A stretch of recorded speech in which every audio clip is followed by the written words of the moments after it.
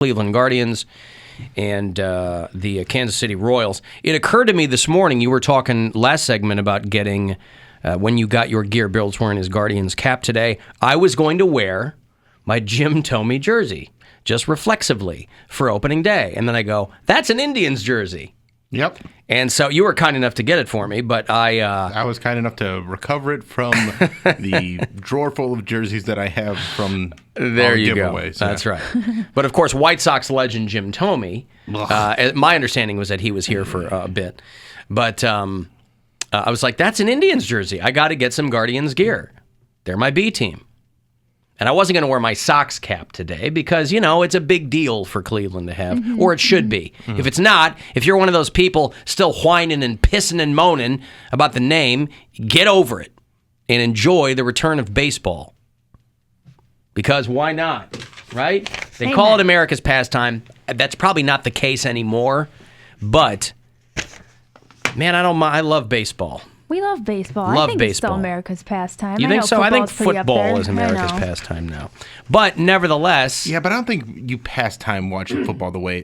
Baseball's like you can just turn on a game on the radio while you're doing stuff in the garage, and like that's not how people enjoy...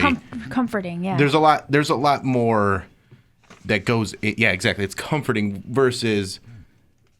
A football game, it's almost destructive. To the point where you're like...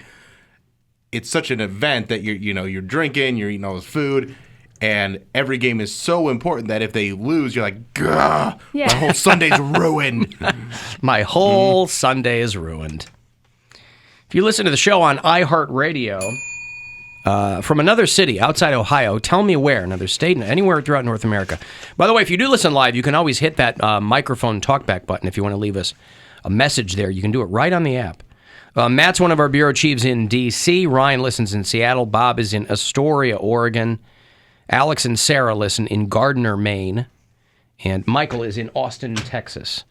So thanks, gang. I played Poundcake's a little down with the sickness thing there. David Draymond is the longtime frontman for Disturbed.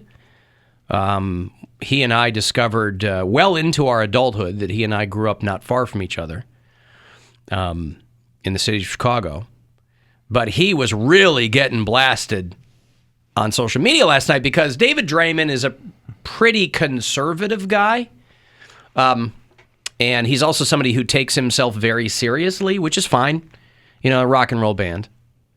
But I guess he posted something on the student debt crisis. You know, Poundcake was talking about how he was so happy that President Biden had deferred those student loan payments a little bit longer, I think until August. A lot of people happy about that.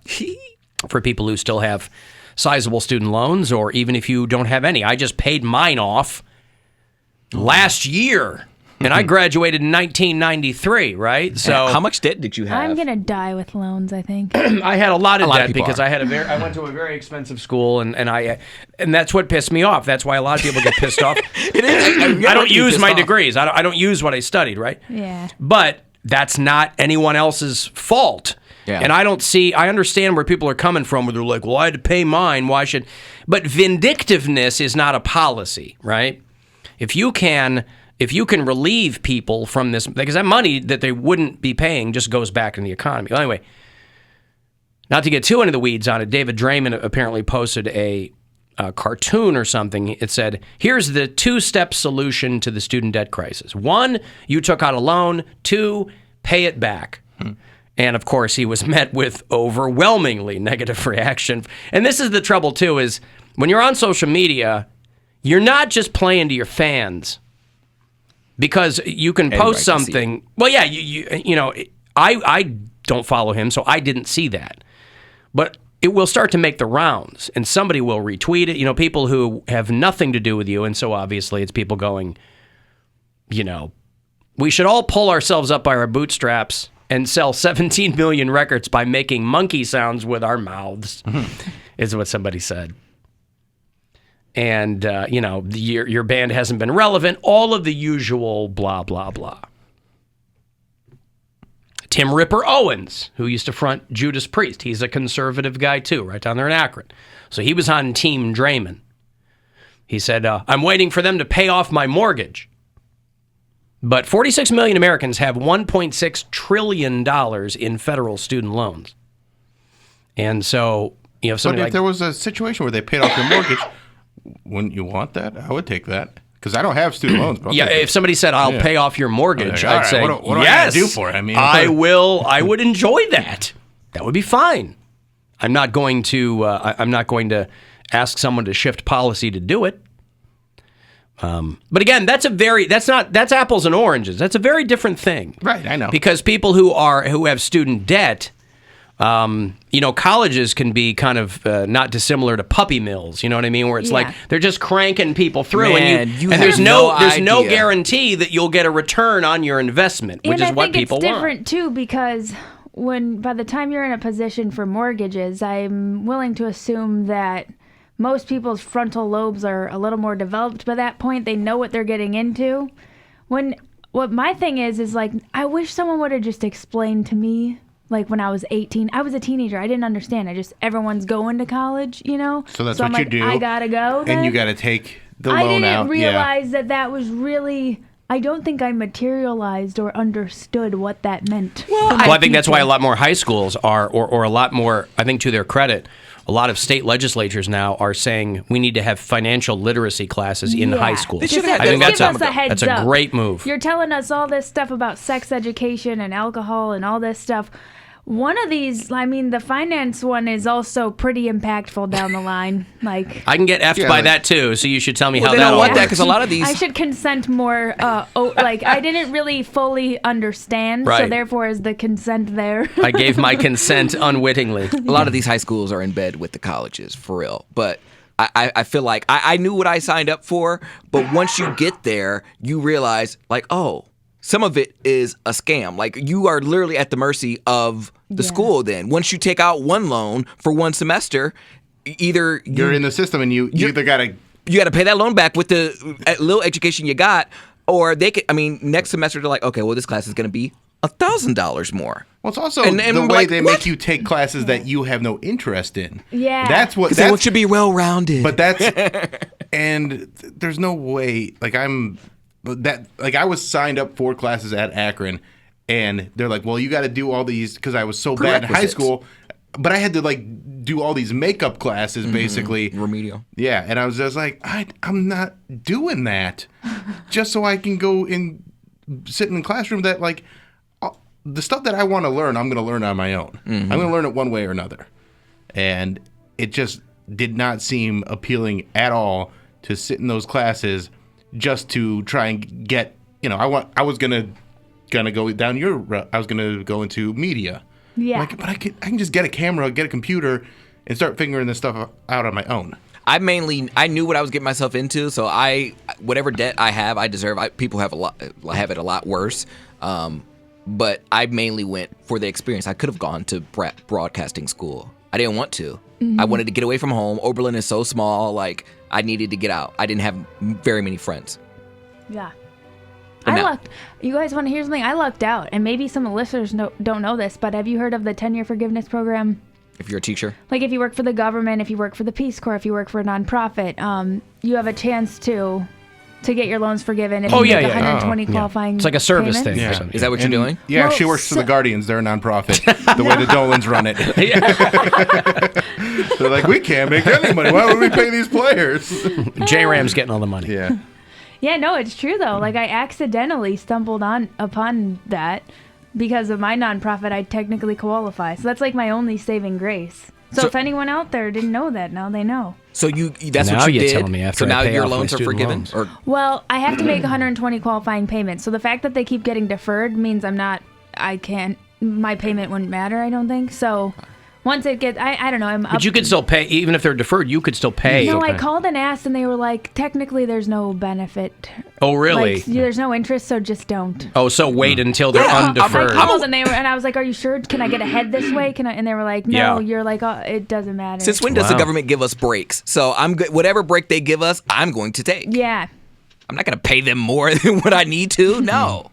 Are you comfortable with saying how much you owe? I owe. Let me see. It's like 60 grand, and it was mostly because of Syracuse. Okay, so yeah, I owe 34,000. Oh, okay, You how have much what? is it? 34,000. 34. Oh yeah. See, I got a really expensive master's degree. I was gonna say my friend has a master's. She's like in 100,000. I'm like, how do you do that? She's That was my mistake. Well, not my mistake. Just I didn't figure out my life until later. Well, that's why they tell people, they go, look, at the very least, you should also, along with this financial literacy, do a trade. You should also get students hip to degrees that will get you a job. Yeah. You're like, if you're in STEM programs, you're obviously much more likely to get a job in engineering or in something like that, right? But they don't want those. But they're like, but if you're Apples, somebody who pumpkins. wants an art history degree, like that's great. But if you come out with $100,000 worth of debt and you have an art history degree, it's going to take you a long time What to did make you that think was going to happen? Right. Yeah. But they don't want those programs to go away. If they don't have anybody Well, I'm going not for saying those programs, nor then, should they. But I mean, I think it is incumbent upon the student to go, okay, what do I really enjoy, and what do I want my life to be? my friend who has the master's degree and like the hundreds of thousands of dollars in debt, she has 2 full-time jobs, and they are great paying jobs. She works her ass off, but she has no life. Like she's like, I have 2 full-time jobs, and I was like, and your job hired you knowing you had another full-time job? She said, yep. I just did my taxes. I had 14 avenues of income this past year. So I too, like your friend, have hustled. How do you that's so weird how you tax A lot of 1099s. Do you have a tax person? Yeah, I got a bunch like that. When you're doing gig stuff, that's how it goes. Yeah, like just you parachute into different things, and I'm talent for different things, and it just, yeah. Nice. Now, there's a question going around on social media. Would you rather have a job that pays $90,000 a year and you only have to work 20 hours a week, or $3 million a year, but you got to work 80 hours a week? 90K, because there's a study that says by the time you make 70K, it doesn't matter. You don't get any Your happier. happiness is like. How do people live on $90,000 a year, Bill? Jesus Christ. I mean, I get by. Man. Alan, I'm an air traffic controller. Best decision I've ever made. One of my best friends, his dad was an air traffic controller at O'Hare for 35 years, and every day he thought he was going to die of ulcers or whatever. That's a high stress job, Very too. stressful. Yeah. Might be a lot more not automated, but computer assisted than it used to be. Like back in the day when they were like, putting slides of flights that were in the air in front of them and things like that. Lot more room for error back then.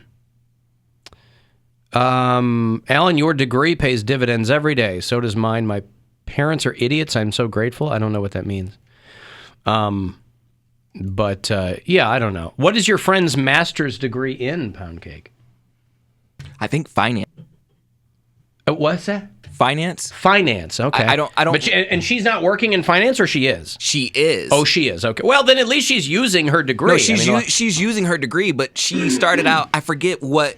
Maybe she had a couple courses in another major, and then she probably like me, where I took creative writing or English as a minor because I already had the credits to do it. Mm-hmm. So she probably went for something else. Thought, oh, this might be more money, so let me take these classes. And then she didn't just get a bachelor's; she got a master's. And she has 2 financial jobs. I don't want to put her stuff out there. But no, I understand. I was just curious, tough. like if she had a master's in, Japanese history or something like that. These are things that she very narrow job path. She does use, but she just accumulated so much debt because of it.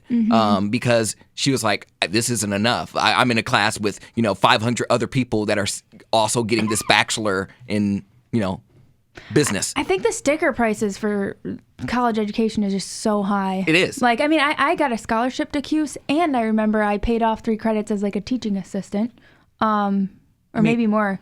But it's like I was doing everything, and it's like still. The parents complain. They're like, "Well, in my day, we paid for our own college." know. I'm like, "You went to school for $3,000, period. Like that's all you paid. Like my semester, my dorm alone was probably about like $9,000 to $10,000, and that's just for my room and board." That's one of the things that people don't take into account is how much more expensive school. Like it's just way more out of proportion. So out of proportion. So then on top of that, that's $9,000 for the room, and then you get another $10,000. Oh, that's just your cost of going there. We're happy to have you. This is what it costs, and then classes and books. And then, you want to have a little beer money. There's a little quid pro quo. But what's the quid pro quo there? The quid pro quo. I go to your school. I'm going to drink and meet some of your dudes. That's the favor you're doing for them, meeting their dudes. Yeah. Did you guys read about that fox in the Capitol that was like biting people? No. There's always a fox in there. There was a red fox that was running around the U.S. Capitol. What are you doing here, dummy? And it bit like a couple of Congress people or something, and they found the Capitol Hill fox, and they euthanized it. Oh, wow. They confirmed that it had rabies, so now they're doing rabies testing on a couple of Congress people. This is a mother fox, I guess, a red fox that was running around the Capitol, and DC Health is contacting anybody who had been bitten by the fox. My parents have a family of foxes living under their shed. I've seen one in my neighborhood. I would never go near one, but they're beautiful so animals. Cool to look at. Cool. Yeah. They're majestic. And there's little baby foxes, and they're so cute. It's ridiculous. And they are not really bothered by my parents. Like, they just kind of like cohabitate there. They're just like, hey, those are the people. A lot of animals have become increasingly unfrightened of people, by the way. So, yeah, one of these, Amy Barra, who is a representative from California, said She got bit? That he had gotten bit, yes, outside the Capitol. He said, I felt something lunge at the back of my leg, and I thought it was a small dog, but it was a fox. And somebody started saying, hey, there's a fox attacking that guy. Like that was and the fox bit through his suit. Wow. And so he got rabies shots. You thought Fox News was bad for America. Hey-o! I don't know why I know this, but if you get rabies, Uberfax just tweeted, I think, like, you could get an overactive sex drive from getting rabies. Yeah. Something. Well, untreated rabies can really F you up. Yeah. Like, I think it can be fatal in people if you don't get it checked, but if it sends your sex drive into overdrive, it must maybe wait a little bit longer to get the shot. I don't know. You're also afraid of water, so I think that could be, if you're afraid of wetness. But you got a sex drive. Disastrous results. That's no good at all. Somebody put down a tarp. Okay, I've got to take a break, and then I'm going to have, before we get out of here, I'll have those 7 Dust tickets for you. They're coming through May 1st. And then right around 3:30 is when that pregame is going to begin for your first Cleveland Guardians regular season game. And then 4:10 they start up. That's your first pitch in Kansas City today against the